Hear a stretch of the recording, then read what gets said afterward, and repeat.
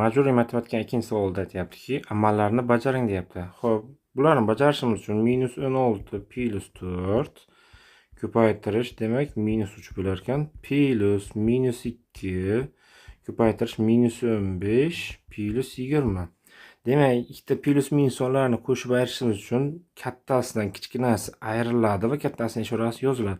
16 dan 4 ayiramiz va 16 dan manfiy ishora yozamiz. -12 ko'paytirish -3 plus -2 bu tomondan -15 dan 20, ya'ni 20 dan 15 dan ayirib plus yozadigan bo'lsak, javob 5 bo'lar ekan. Ana endi sonlarni ko'paytiramiz. Ikkita manfiy sonni ko'paytirishdan hosil bo'lgan ko'paytmani ishorasi musbat hisoblanadi.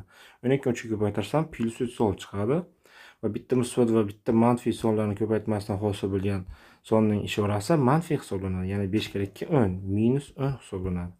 36 dan 10 ayirsam chiqqan javob 26 bo'lar ekan. Demak, shuni to'g'ri javob 2 ga A variant.